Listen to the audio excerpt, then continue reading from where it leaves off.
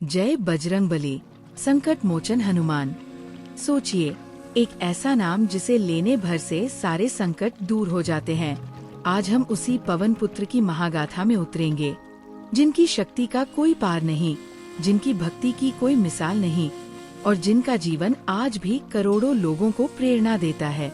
इस वीडियो में हम आपको हनुमान जी की पूरी जीवन यात्रा पर ले चलेंगे, उनके चमत्कारी जन्म से लेकर भगवान राम की सेवा में उनके अविश्वसनीय कारनामों तक। ये सिर्फ एक कहानी नहीं, बल्कि भक्ति, सेवा और निस्वार्थ प्रेम का एक जीता जागता महाकाव्य है। तो चलिए हमारे साथ इस अद्भुत सफर पर और जानते हैं कि कैसे एक वानर बालक इस ब्रह्मांड के सबसे पूजनीय देवों में से एक बन गया। हनुमान जी की कथा उनके जन्म से ही दिव्यता से भरपूर है। उनकी माता थी अंजना, जो पूर्व जन्म में पुंजिकस्थला नाम की एक अप्सरा थी और एक श्राप के कारण उन्हें पृथ्वी पर वानर रूप में जन्म लेना पड़ा था। उनका विवाह वानर श्रेष्ठ केसरी से हुआ, जो सुमेरु पर्वत के एक पराक्रमी राजा थे। अंजना और केसरी दोनों ही भगवान शिव के परम भक्त थे और उन्होंने संतान प्राप्ति के लिए कठोर तपस्या की। माना जाता है कि उनकी तपस्या से प्रसन्न होकर भगवान शिव ने उन्हें पुत्र के रूप में स्वयं अपने अंश से जन्म लेने का वरदान दिया। इसीलिए हनुमान जी को भगवान शिव का 11वां रुद्र अवतार भी कहा जाता है। उनके जन्म से जुड़ी एक बेहद प्रचलित और सुंदर लोक कथा है। कहा जाता है कि जिस समय अयोध्या में राजा दशरथ पुत्र प्राप्ति के लिए यज्ञ कर रहे थे, उसी यज्ञ की खीर का एक अंश एक चील उठाकर ले गई। पवन देव के निर्देश पर उस चील ने वो खीर उस स्थान पर गिरा दी, जहां अंजना तपस्या कर रही थी। उन्होंने इसे प्रसाद समझकर ग्रहण कर लिया। इसी दिव्य प्रसाद के प्रभाव से भगवान शिव के अंश, पवन देव के आशीर्वाद और केसरी के पुत्र के रूप में हनुमान जी का जन्म हुआ। पवन देव के पुत्र होने के कारण वे पवन पुत्र और मारुति कहलाए और माता अंजना के पुत्र होने के नाते आंजनेय। हनुमान जी जन्म से ही अद्भुत शक्तियों के स्वामी थे। उनका शरीर वज्र के समान कठोर था, इसलिए उन्हें बजरंगबली कहा गया। बचपन में वे बेहद नटखट थे। उनकी शरारतों की सबसे प्रसिद्ध कहानी है जब उन्होंने उगते हुए सूर्य को एक मीठा फल समझ लिया। अपनी दिव्य शक्तियों से वे पलक झपकते ही सूर्य को निगलने के लिए आकाश में उड़ गए। जैसे ही बालक मारुति ने सूर्य को मुख में रखा, पूरे ब्रह्मांड में अंधेरा छा गया। घबराकर देवराज इंद्र ने उन पर वज्र से प्रहार किया। ये प्रहार उनकी ठोड़ी हनु पर लगा, जिससे वे मूर्छित होकर पृथ्वी पर आ गिरे। इसी घटना के कारण उनका नाम हनुमान पड़ा। अपने पुत्र को इस हाल में देख पवन देव क्रोधित हो गए और उन्होंने संसार में प्राण वायु का प्रवाह रोक दिया। सृष्टि पर आए इस संकट को देख सभी देवता ब्रह्मा जी के साथ पवन देव को मनाने पहुँचे। ब्रह्मा जी ने हनुमान जी को पुनः जीवित किया। इस घटना के बाद सभी देवताओं ने हनुमान को कई वरदान दिए। ब्रह्मा जी ने उन्हें इच्छानुसार रूप बदलने की शक्ति दी, तो इंद्र ने वरदान दिया कि उनका वज्र भी उन्हें कभी क्षति नहीं पहुंचा पाएगा।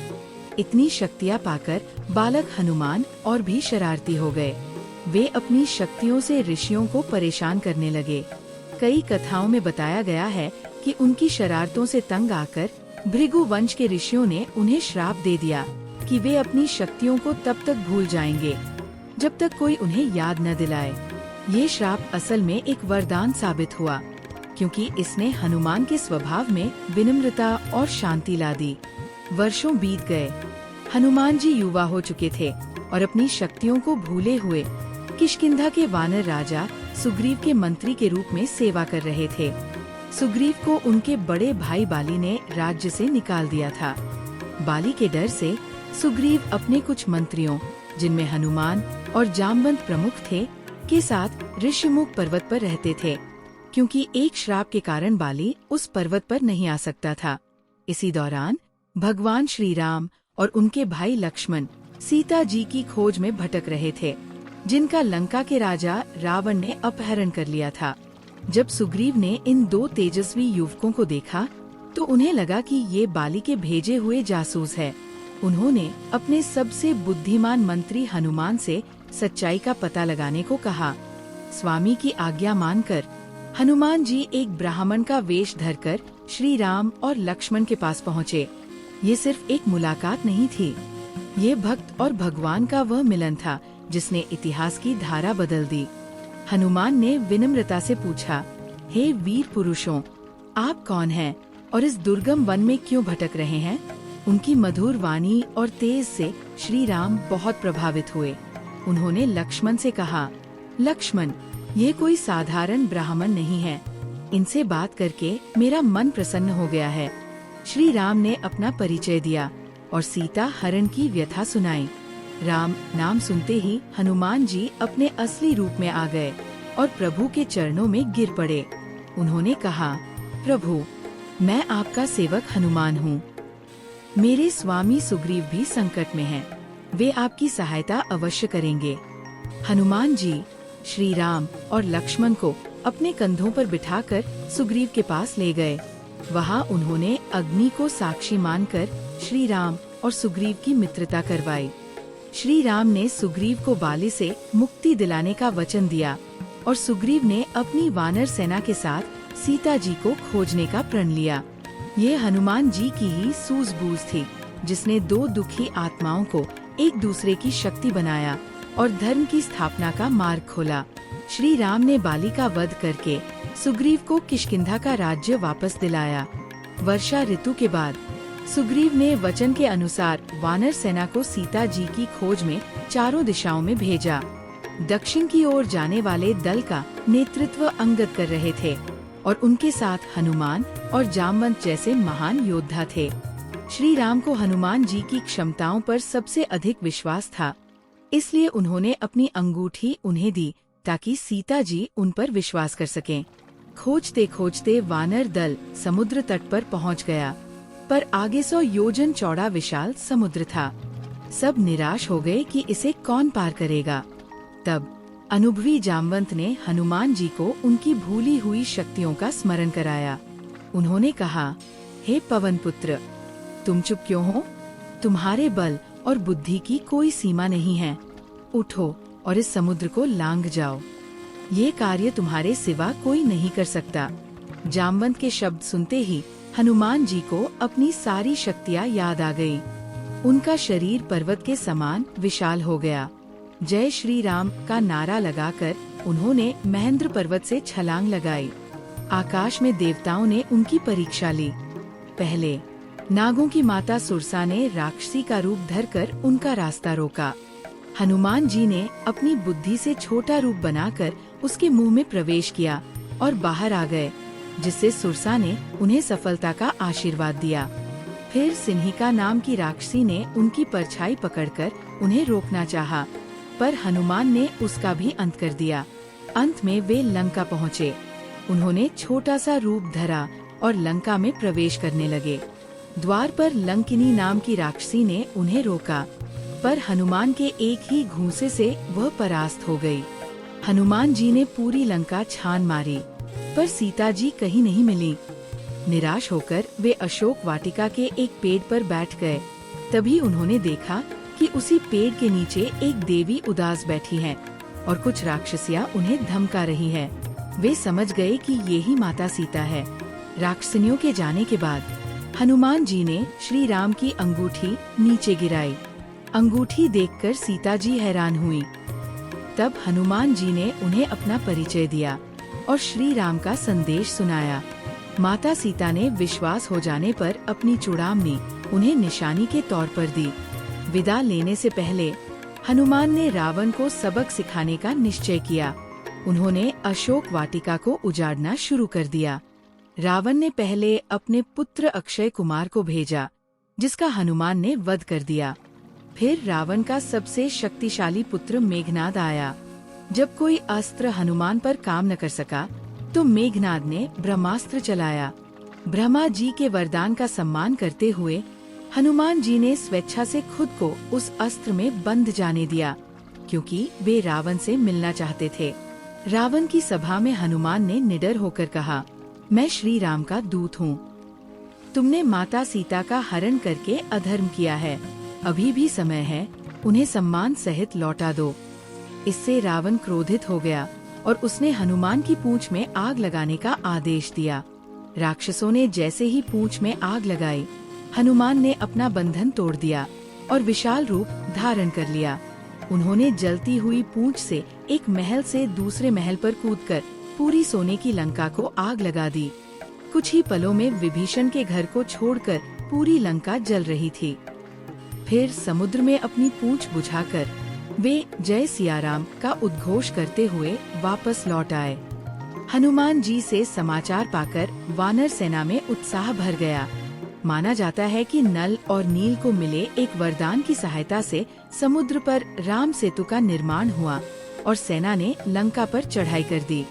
युद्ध में हनुमान ने अद्भुत पराक्रम दिखाया और लंका के कई महान योद्धाओं का सहार किया। युद्ध के दौरान एक संकट का क्षण आया जब मेघनाद के शक्ति बाण से लक्ष्मण मूर्छित हो गए। उनकी जान बचाने के लिए वैद्य सुषेण ने कहा कि सूर्योदय से पहले हिमालय की द्रोणागिरी पर्वत से संजीवनी बूटी लानी होगी। ये असंभव कार्य एक बार फिर हनुमान के कंधों पर आ गया। हनुमान जय श्री राम का जयकारा लगाकर हिमालय की ओर उड़ चले। रामायण के कुछ संस्करणों और लोक कथाओं में जिक्र आता है कि रावण ने उन्हें रोकने के लिए कालनेमी नाम के एक राक्षस को भेजा, जिसने साधु का वेश धरकर उन्हें छलने की कोशिश की, पर हनुमान ने उसका वध कर दिया। जब वे द्रोणागिरी पर्वत पर पहुँचे तो वे संजीवनी बूटी को पहचान नहीं पाए। समय बचाने के लिए उन्होंने पूरा पर्वत ही उखाड़ लिया और उसे हाथ में उठाकर लंका की ओर उड़ चले। एक लोकप्रिय कथा के अनुसार जब वे अयोध्या के ऊपर से गुजर रहे थे तो भरत ने उन्हें कोई राक्षस समझकर बाण चला दिया। हा राम! सुनते ही भरत उनके पास पहुँचे और क्षमा मांगी। हनुमान सूर्योदय से ठीक पहले पर्वत लेकर लंका पहुँच गए। वैद्य ने बूटी से लक्ष्मण का उपचार किया और वे स्वस्थ हो गए। श्री राम ने भावुक होकर हनुमान को गले लगाया और कहा, हनुमान, तुम मुझे भरत के समान ही प्रिय हो। हनुमान के पराक्रम की कथा यहीं समाप्त नहीं होती। रामायण के मुख्य कथानक से अलग कई क्षेत्रीय कथाओं में अहिरावण और महिरावण का प्रसंग आता है। कहा जाता है कि ये दोनों मायावी राक्षस राम और लक्ष्मण का अपहरण कर पाताल लोक ले गए थे। तब हनुमान ने पाताल लोक जाकर उनका वध किया और प्रभु को मुक्त कराया। इसी प्रसंग में उनके पंचमुखी स्वरूप का भी वर्णन मिलता है। युद्ध समाप्त हुआ, श्री राम का राज्याभिषेक हुआ और रामराज्य की स्थापना हुई।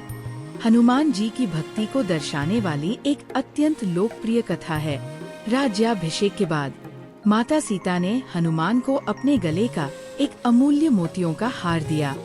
हनुमान हार के एक एक मोती को दांतों से तोड़कर देखने लगे। जब उनसे कारण पूछा गया तो उन्होंने सरलता से उत्तर दिया, मैं देख रहा हूँ कि क्या इनमें मेरे प्रभु राम का नाम है। मेरे लिए वही वस्तु मूल्यवान है जिसमें राम हो। किसी के ताना मारने पर कि क्या तुम्हारे शरीर में भी राम है, हनुमान ने अपनी छाती चीर कर दिखाई, जहाँ उनके हृदय में साक्षात श्री राम और माता सीता विराजमान थे। इसी तरह हनुमान जी के सिंदूर लगाने के पीछे भी एक प्रसिद्ध कथा प्रचलित है। एक बार उन्होंने सीता जी से पूछा कि वे मांग में सिंदूर क्यों लगाती है। सीता जी ने कहा कि ये प्रभु श्री राम की लंबी आयु के लिए है। ये सुनकर हनुमान ने सोचा कि यदि एक चुटकी सिंदूर से इतना लाभ है तो पूरे शरीर पर लगाने से मेरे प्रभु तो अमर हो जाएंगे। उन्होंने अपने पूरे शरीर पर सिंदूर लगा लिया। उनकी ये भोली भक्ति देखकर श्री राम बहुत प्रसन्न हुए और उन्हें वरदान दिया कि जो भी भक्त उन्हें सिंदूर चढ़ाएगा उसके संकट दूर होंगे। जब श्री राम ने पृथ्वी से वैकुंठ धाम जाने का निर्णय लिया तो उन्होंने हनुमान जी को चिरंजीवी होने का वरदान दिया और कहा कि जब तक पृथ्वी पर राम नाम लिया जाएगा वे भक्तों की रक्षा के लिए यही रहेंगे। माना जाता है कि हनुमान जी आज भी पृथ्वी पर विद्यमान 7 चिरंजीवियों में से एक है।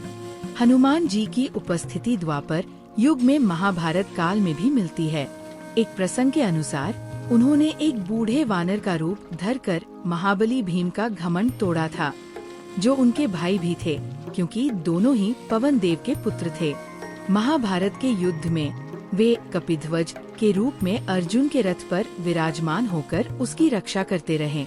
ये दृढ़ विश्वास है कि हनुमान जी कलयुग के सबसे जागृत देवता है। माना जाता है कि वे आज भी गंधमादन पर्वत पर निवास करते हैं और धर्म की रक्षा के लिए सदैव तत्पर रहते हैं। जैसा कि तुलसीदास जी ने लिखा है, संकट कटे मिटे सब पीरा, जो सुमिरे हनुमत बलबीरा। ये पंक्ति उनके भक्तों के विश्वास का सार है। हनुमान जी की कहानी सिर्फ चमत्कारों की नहीं, बल्कि भक्ति की पराकाष्ठा, सेवा का आदर्श और विनम्रता का प्रतीक है। उनका जीवन सिखाता है कि सच्ची शक्ति निस्वार्थ सेवा, अटूट निष्ठा और अहंकाररहित भक्ति में है। वे एक आदर्श दूत, एक अजेय योद्धा और सबसे बढ़कर एक परम भक्त थे। उनका चरित्र हमें प्रेरणा देता है कि यदि ईश्वर में आस्था हो और कर्म निस्वार्थ हो, तो कोई भी बाधा पार की जा सकती है। हनुमान जी आज भी हमारे बीच हैं, भक्तों की रक्षा करते हुए और हमें धर्म के मार्ग पर चलने की प्रेरणा देते हुए। अगर आपको हनुमान जी की ये जीवन गाथा पसंद आई हो, तो इस वीडियो को लाइक करें और अपने परिवार और दोस्तों के साथ शेयर करें। कमेंट्स में जय श्री राम, जय हनुमान जरूर लिखें और बताएं कि आपको हनुमान जी का कौन सा गुण सबसे ज्यादा प्रेरित करता है। ऐसी ही और दिव्य कथाओं के लिए हमारे चैनल को सब्सक्राइब करना न भूलें। जय बजरंगबली।